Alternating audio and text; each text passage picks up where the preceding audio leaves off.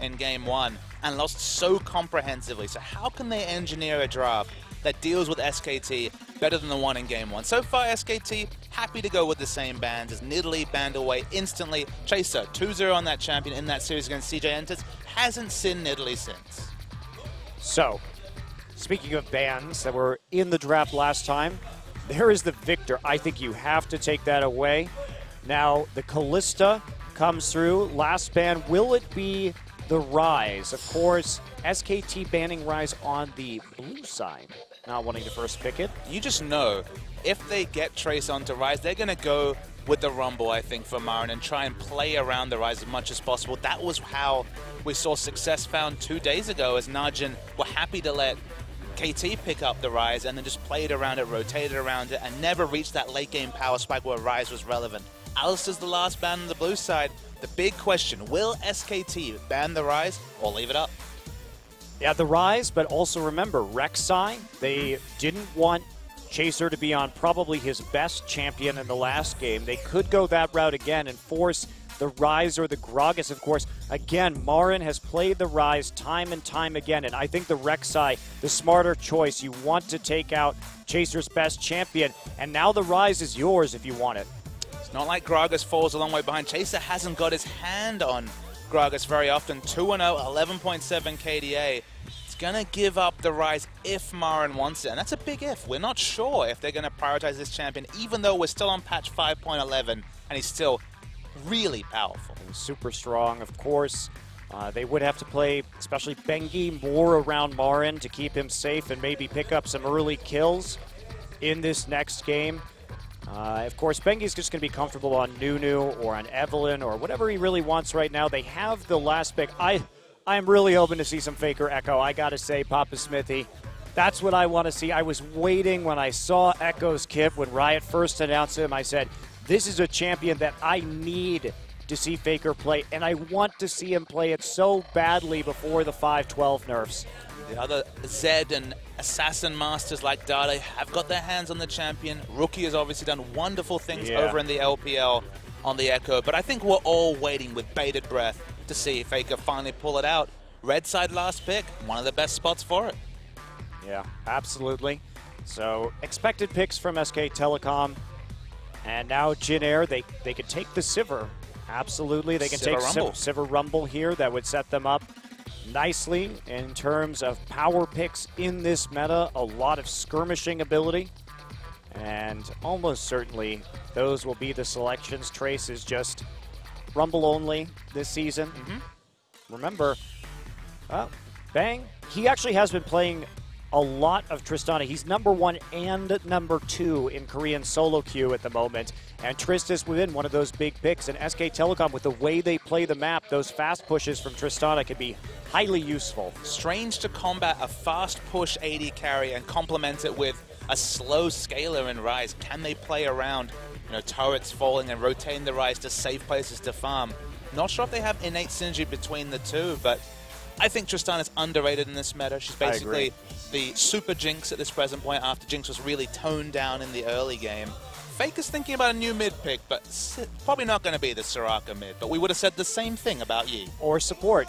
Who knows?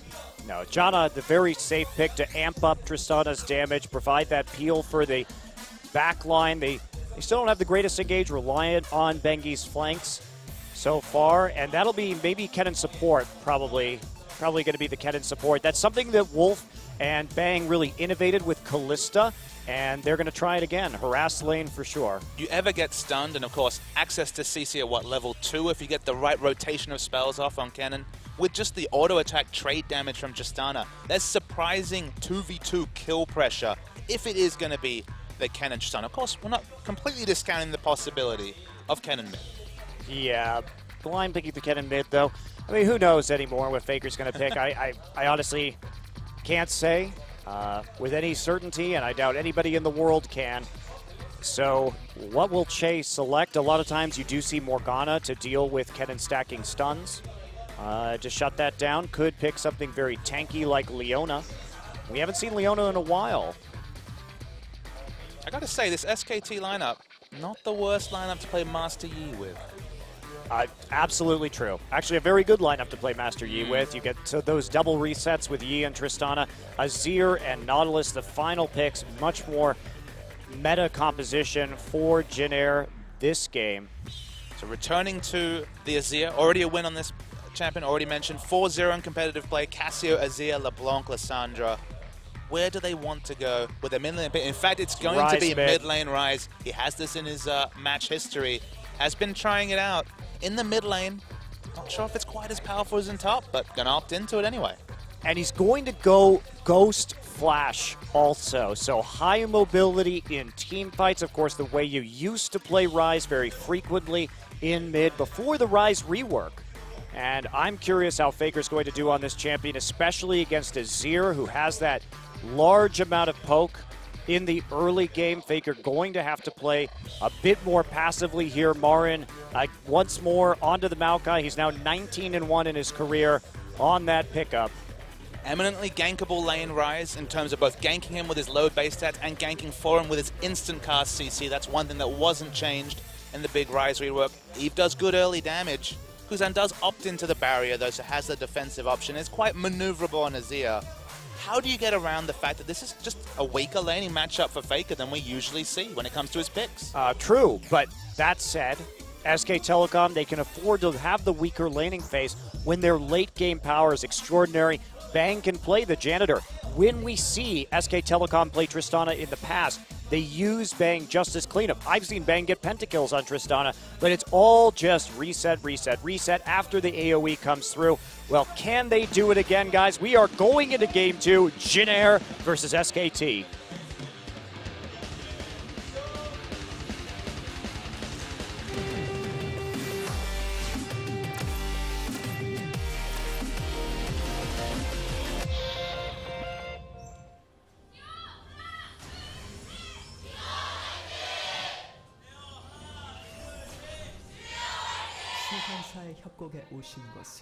This is the last, potentially I should say, last game of the first round robin this season, and we're going to take a look at our Korean casters right there, of course. Caster Jun, Kim Dong-jun, and Cloud Templar. And now Jin Air. They have a chance to take this to 3 games, certainly. They have a very good composition to do so, but should they lose, it will mean that SK Telecom has 2-0'd every other team in the top 6. And that is a level of dominance in this league that is, frankly, shocking. Only dropping a single game to Samsung and Anarchy. We see some damage trading. There's actually multiple members from SKT. Remember, Faker can still Rune Prison at any time. Uses the Rune Prison. Chaser opens up a lot of distance. They can commit double flash here. Does Bengi have the damage?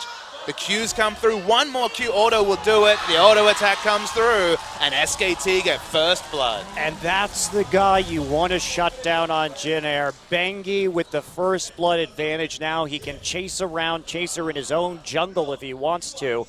With the extra gold, he's just going to go straight for the longsword. Chaser caught out early on the invade, and Faker doesn't even have to blow a summoner to get the Rune Prison. He does have to start W, but that's not going to be the worst thing in the universe. Certainly not. The way this draft changed with the last pick, Maokai, warps things. So we were talking about the fact that fast push with Rise top didn't really seem like it makes sense. If they go for the fast push and it ends up isolating mid, whether that was from a lane swap that obviously hasn't happened, or just trying to push down turrets quickly, if that just isolates Faker to farm, things are going to be great for SKT. Yeah. Kuzan just walked up right there. The W, not too much effect that's having. And I'm a bit surprised to see Wolf back on the support Kennen. Now, it's something that SKT did innovate, and we saw the Kennen Callisto lanes in a bunch of other regions after they got it. Bengi looking for a level 2 gank. He knows he has the damage right now. Faker still with 2 summoners. He's just going to go. Kuzan burning, burning, burning. Lower, lower, lower. Faker probably could have gotten that if he had flashed. Yeah, the flash trade was obviously what Kuzan was looking to opt into, but so risky when the burst damage and almost 100% chance of hitting the following Q in an auto attack. Yeah. Still, that risk pays off. Doesn't have to use a summoner and walks back to lane. Yeah, he does have the cleanse too, so he probably could have gotten out of that, it's true. But, yeah, that's a nice little free farm there for Faker. Bengi now going for his blue buff after a jaunt through the mid lane. So much lane presence coming through from Ken and Tristana. Both these targets free auto someone and hit their spells. We're talking about stuns, talking about massive burst damage coming through from the explosive shot. Really have to be on your toes against Cannon's support because he just has so much more ranged auto attack presence compared to a lot. Chay's going to take a nice burst of damage after opting into it with the dredge line. Yeah, and that's the scary thing, like you're saying. If that stun goes down, it really just loads up the damage on the explosive shot. I'm really liking the concept behind this lane. Very powerful, for sure. Man. Kuzan already on his back foot. Faker just wanting to get some wards down. Going for a nice walk. A little stroll in the river. He put on plenty of those in the previous game. What's he doing? He's going to cue this. Are they actually going to dive this? He's going to get seen. Of course, Rumble vulnerable, and the wave is there, but the ward also detecting Faker. Such a really good ward coming through. Very nice defensive ward. Chase is going to be called over. Faker's going to be back, and he probably has gold for that tier. Yeah. No, it doesn't even have gold for the tier. That's awkward for Faker. Yeah, definitely not the best back timing. He's going to lose a few minions on the turret. As a result of that move, they wanted to shut down Trace, but Jin with the smart ward there, thinking that they might dive Trace quickly in this game, and that's actually a very weird ward for Jin to have, especially against Evelynn, because it's not even on any of their camps. So that basically says that they think that either Wolf or Faker was going to be in the jungle for that dive. Definitely not something you would expect if you're going to make that roam right now as Ryze. Yeah, if you, with Wolf in full display, expecting a Ryze to have lane control on an Azir with his lack of any sort of ranged wave push, especially until level 4 when he opts into putting into point into his E. Curious, but look, if there's one thing we can say about Trace, this guy is an excellent defensive laner. He very rarely dies during the laning phase. And once again, whether it's a smart adaptation or an on-the-fly call, we don't know, but it worked out really well. Yeah, I'm just very surprised that that would be the choice made for a ward, but it definitely was smart and it definitely worked. It's not something that we see too terribly often. Still going to be the W max in the mid lane, so still looking for perma-root effectively with the W. Falling a little bit behind in CS, but to be expected in this matchup. Bengi loading up on wards as he hits that recall, and no real opportunities yet outside of that awkward level 1. And Jin catching back up in terms of gold, thanks a lot to the mid lane CS from Kuzan. And Chaser losing his flash, man. He didn't even opt into walking around lanes, and he's built up a lot of experience. Level 5 already, actually out-leveling Bengi despite the first blood. Certainly doesn't have the items to compare, but he's used his time to farm. Yeah, there we go. Chaser on the bottom side pops the Raptor buff to clear the ward as Bang and Wolf quite low. And having to be the first dual lane to recall. Trace gets caught out though. Marin here. There's an equalizer down. Trace trying to turn it around. He's backing up. He's overheated. He is going to kill Bengi. Can he get Marin too? He's in the minion line. No. The passive proc from Marin keeps him alive, but that's going to mean Jin gets a kill for a kill and a dragon, and there's nothing SKT can do. A really nice pathing from the jungler. Also, they had that wave pushed in. We noted the fact that Bang and Wolf were low on bottom. That's actually a big win in terms of a trade. 1-for-1 when there was 2 members, including the jungler, used, and a free dragon for Jin. And yeah, I mean, sure, Marin got the kill there, so they equalized in terms of that gold. He's going to lose some CS. Trace doesn't have a teleport, so he's going to slowly make his way back into the top side, but definitely a nice pickup for Jin, looking more solid here in the early game. Faker has his tier now. Turning to lane, going to be going tier Catalyst as expected. Ryze, of course, that big 2 to 3 item power spike once he gets the stacks up. Tier was delayed. I would have much preferred to have it around the 4.5-5 minute mark, but it's more of a 7-minute tier, so that stacking just will be a little bit delayed. Of course, delay is the Saracen Embrace and always scaling a couple of minutes. Will that be a big factor? I guess if the second dragon goes down for Jin, maybe we'll be talking about yes, but still around 25 to 30 minutes, Ryze will be pretty super powered. Yes, he will. SKT, though, Ryze, not the best engager. Fortunate that he doesn't have to have TP, so he can take Ghost here to help out SK Telecom's engage. That's a major factor. But Bengi has to hit those flanks so that Wolf can follow up with a flash slicing Maelstrom, and then the chase will be very good. Bengi's here again, has Agony's Embrace, spotted by a nice pink ward. Trace often pink wards these lane brushes, even if he's not against an Evelyn, just for exclusive knowledge. Has the Equalizer up again, just came up as Bengi was moving between the second and third brush. Oh, this could be good. He doesn't know, Bengi doesn't know that Chaser's there. He sees another pink ward. There's an there's explosive cast. Bengi's knocked into the wall. There's not enough follow-up damage, though. 2 ults used, but you can see how heavily Jin Air is trying to play around this Maokai and this Rumble in the top lane. Marin a little bit overextended. Marin has flash. He's going to have to use it, yes. Ends up being a flash-for-flash trade as Chaser uses flash to try and get the angle on Evelyn. Free farm wars in the mid lane. Even though it's a slight CS advantage for Kuzan, you're still going to take that if you Rise. And Bang now having a bit of trouble here in bottom with Wolf. Captain Jack has accrued quite a CS advantage. It'll be turned around just a tad by this large wave that breaks on the Tier 1 turret, but look at the chip damage that Jin Air is getting already. Chipping out bottom, chipping out mid very effectively. And when the ganks have come in topside, they haven't worked. The pink wards are there, and they're being defended really well by Jin Air. Without any extra lane pressure, Bang and Wolf have never had the free time with the enemy turret that they're looking for. Of course, throw down that explosive shot, rapid fire on your exploding turrets with Kennon's ranged auto attack. But defensively, Cannon pre-level 6 doesn't really offer very much for his carriers. Jin Air have rotated so many members around Marin. And Marin, a bit toast right now, pops the ultimate. Trace comes up to the turret. No equalizer available, remember. Kuzan going to use the ultimate right there, but actually has to flash back out. Awkward, and Faker now ghosting up in top. He's stacked up. Chaser going to be the first target. There's just Rune Prison spam, and there is death for Chaser as SK Telecom turns around the gank. Not enough in terms of ultimates in top lane to commit to that. Kuzan's, I'm not sure what happened with Kuzan's ultimate right there because it didn't push Marin away. We'll have to see a replay. You can, of course, twisted advance through such, so maybe that was just a skillful play. Trace layers down the equalizer, looking for the turret dive onto him.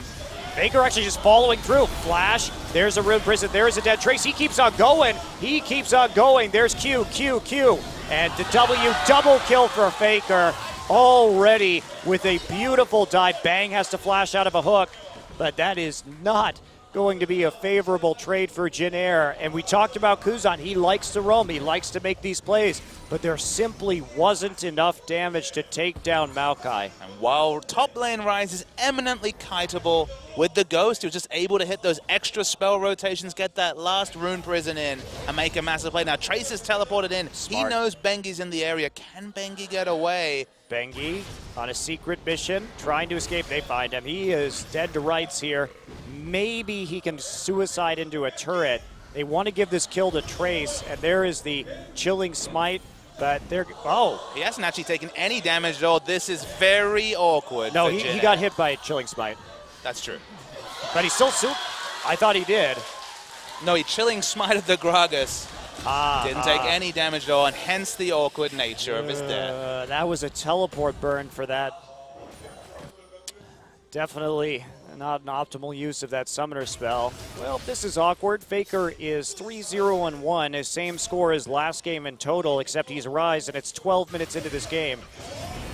Kuzan just going to bring it back around. Chaser's here. Can they kill Faker? Wolf also is going to have to back off of that one. Will he get hooked? Yes, he will. Actually, Jin Air going to turn this into a couple. Kuzan with the pickup. Hard to say why Wolfazet didn't even have Slicing Maelstrom available. Had already used it previously. Still level 6, though. Kuzan with the Azirsec play gets that kill onto Faker.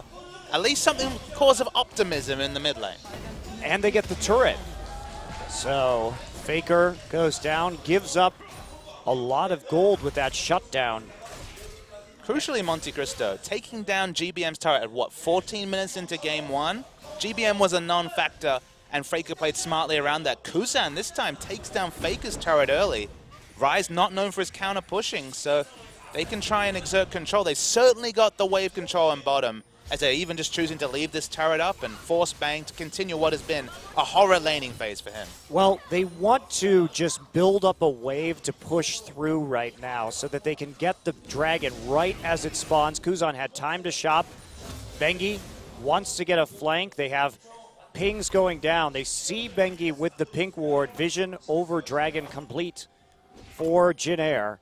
So they're trying to fight their way back into this game. They find themselves with a gold lead after the turret kill, but they don't have necessarily the presence on the dragon, and they don't have TP. Oh, Dragon's already down to 2,000 health. It's going to be very difficult for Jin Air to contest. It's nice poke damage from Kuzan. They're going to engage. Eve does pick up the Dragon. Ultimate use, and here comes Kuzan. And Chaser also isolating Wolf. Jack with the Sivir ultimate. There is a great explosive cascade equalizer. Bang's going to fall. A triple kill for Kuzan. And that is a powered up Azir.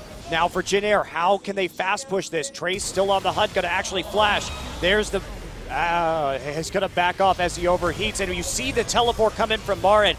Kuzan keeping him at bay. Chaser there as well. Marin in a world of hurt between 3 Jin Air members as he tries to save Faker.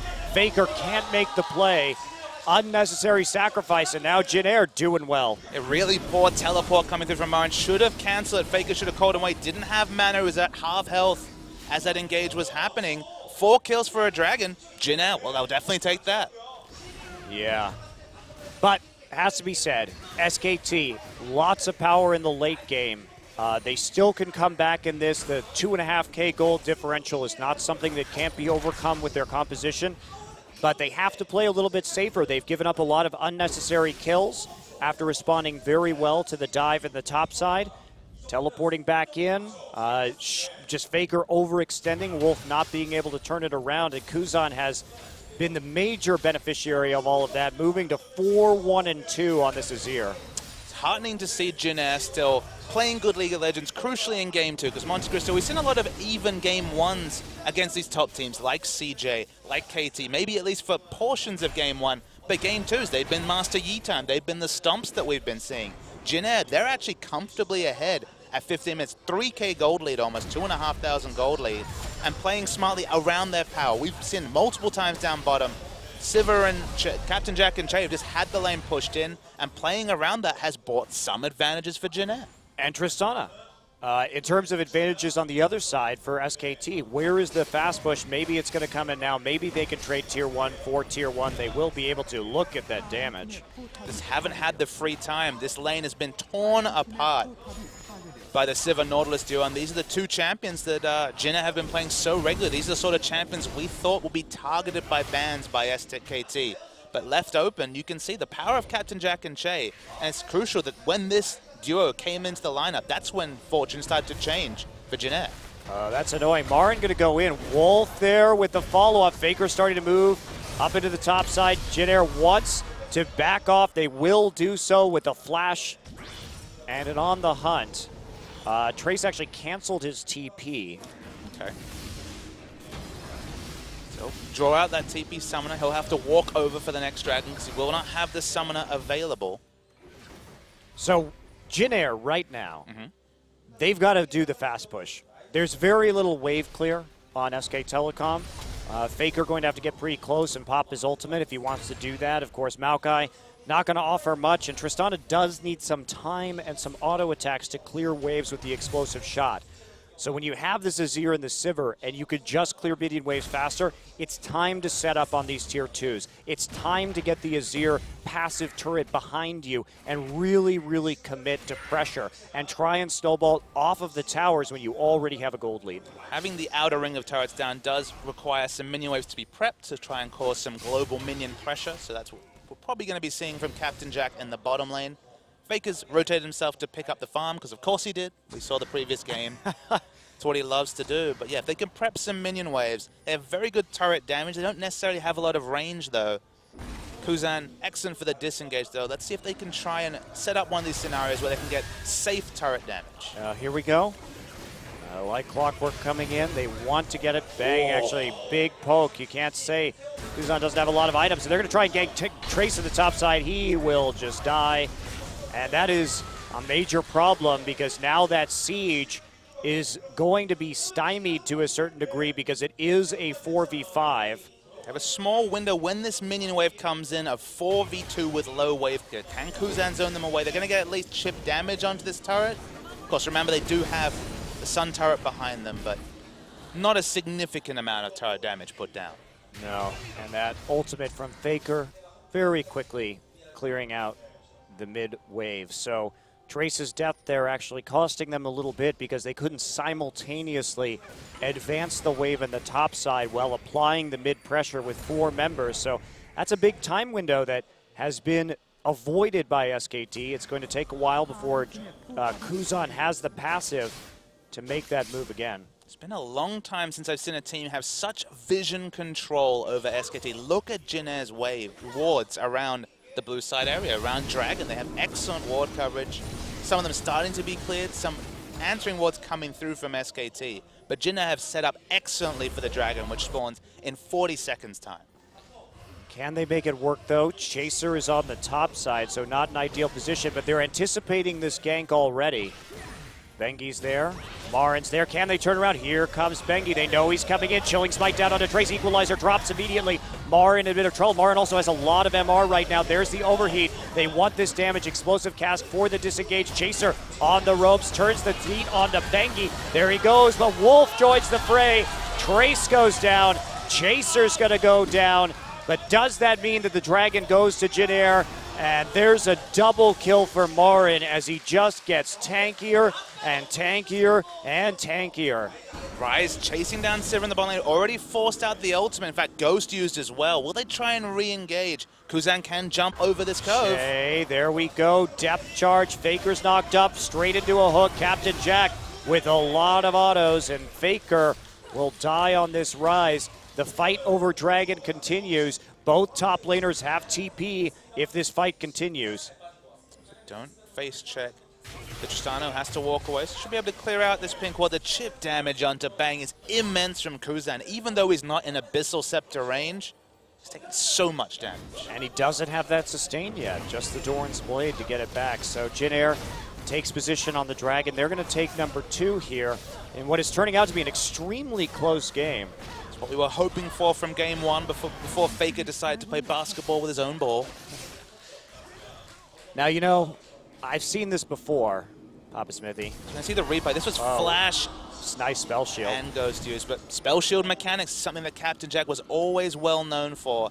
And the moment that the dredge line registered, you knew this was going to be a definite kill for Jin Air with no summoners on Faker. Yeah, just the constant CC from Nautilus. Easy lockdown onto Rise.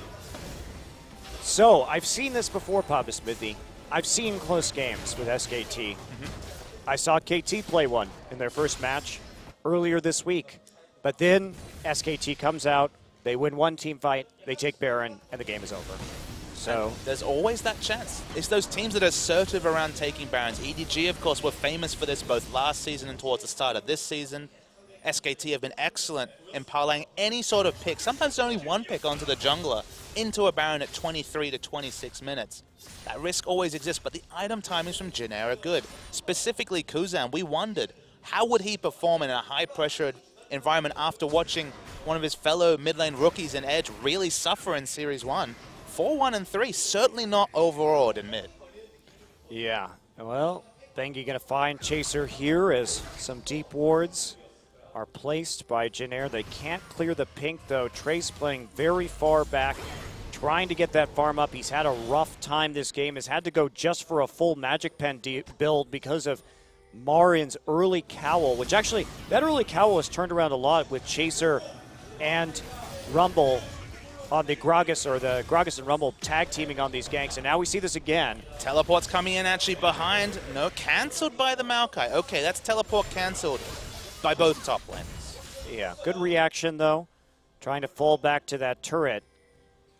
So the pressure will continue. This is Jin Air's chance to shine. They need a larger gold lead to combat SK Telecom in the late game, that is for sure. The efficiency of the voice up is actually looking wonderful given that Locket, multiple magic resist, I believe it's both a Negatron cloak on Faker, And Magic just stacking on Marin's actually a very good item. Bengi's caught trying to do some sort of flash. flank. And he's overheated. That Agony's Embrace has to be used. That is a key engage tool missing now from SKT. Yeah, Bang tried to walk up and use the ultimate to maybe save the Agony's Embrace. Okay, the Sun turret runs out. Crucial that Equalizer is still available for Jin Air. I wish we had seen this Jin Air last game, Papa Smithy. The one that we know is measured, has good shot calling, that doesn't have to rely on these wacky picks, because when we see them play meta, they're so good. Chase's champion pool, I guess, is the only thing to consider. He needed to pick an early pressure jungler, didn't want to go for the Lee Sin that seemed to be begging.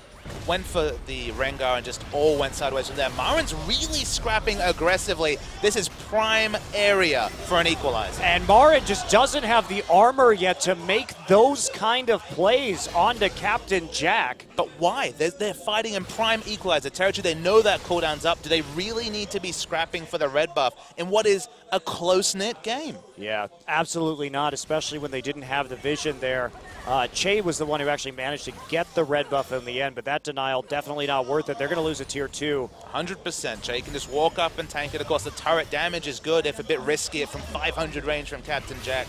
Can't also turn this into another objective, but certainly in the ascendancy in game 2, even at 24 minutes, are Jin Air Greenwings. Yeah, they have that edge for the moment. They're playing well in the lanes. SK Telecom needs to find a way back into this game. They got some nice shutdown onto Trace in the top lane, but because he's on that Rumble, he still remains relevant even with very few items, and the fact that he's fallen behind in farm. The power spikes are about to hit for Rise. It just hits 10 stack Rod of Ages, actually Seraph's completes as well, so 24 minutes suddenly gains a massive burst of power, both in terms of durability and just damage with the AP scaling from the Rod of Ages. Yeah, and his counterpart Kuzan still working on the pieces of the death cap here. Not opting into a Zhonya, so maybe less Azir-Sec players, but certainly going to be doing crazy damage. And we've already seen a couple of Sand Soldier autos to Bang, and he's zoned out of a fight. And Bang's Tristana has not been quite as impressive as I had hoped it would be in terms of providing pressure on the map.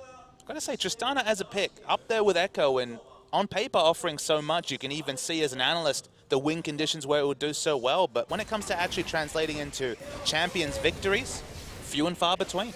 Yeah, it's not been particularly effective in practice as we would have thought in theory. That is true.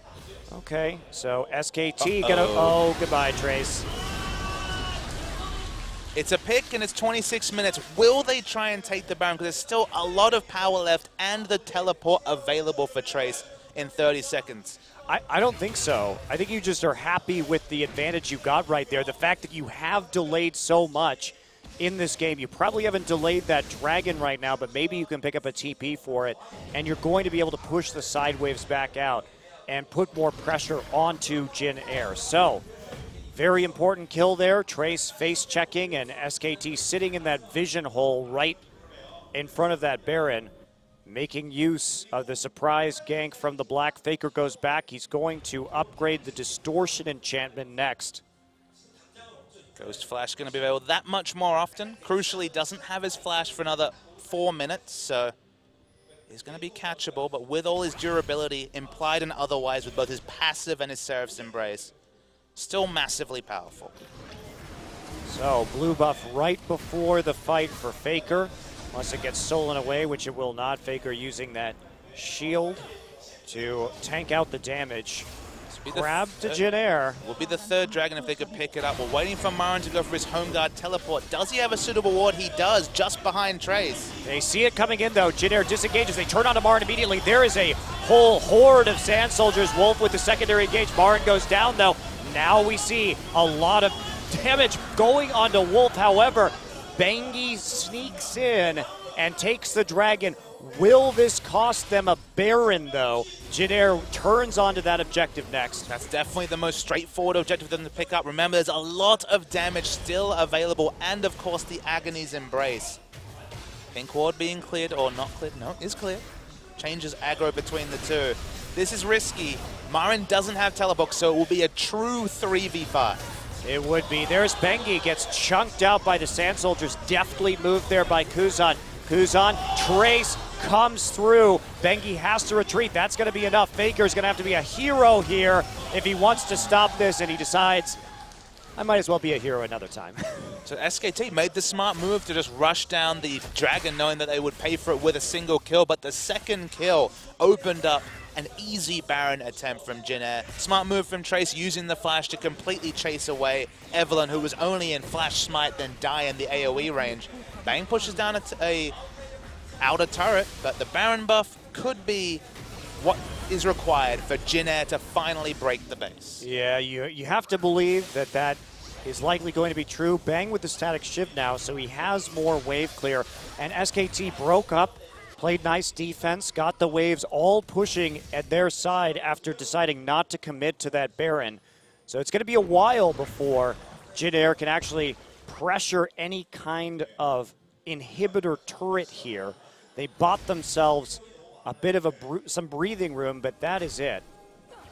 Sweeper comes through. They spot Faker, who is just looking for a cheeky pick at someone trying to push up the side wave solo.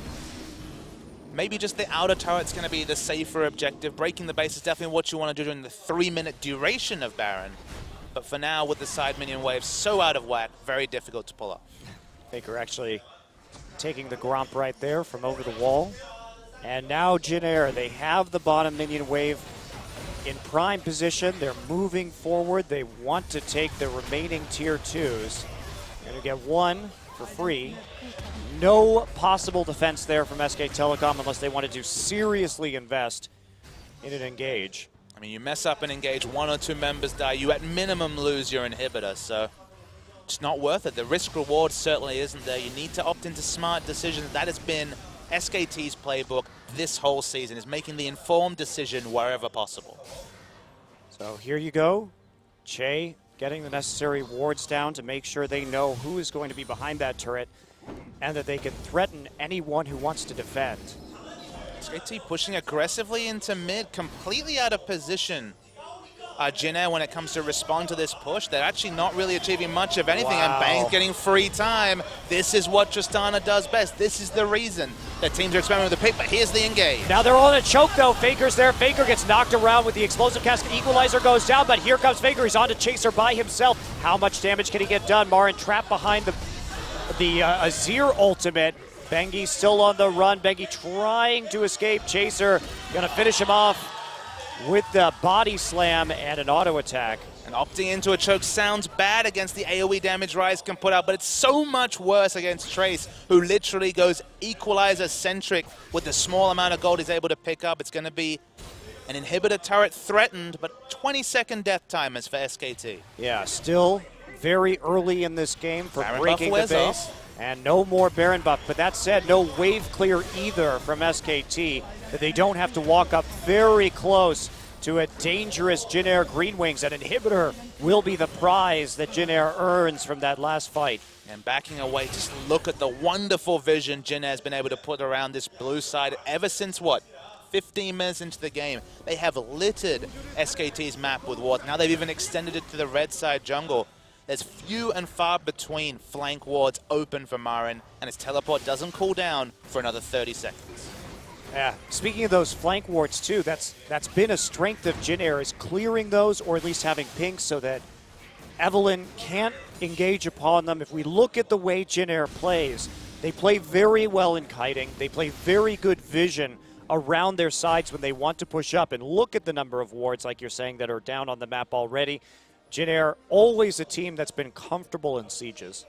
Was most impressed by Jin Air's play against CJ Entis, where with a poke comp, that of course was the Nidalee comp they were running, 4 warding totems and just warding every single crevice on the map. Opens up easy objective taking because you have so much advanced information, and this is the Captain Jack special.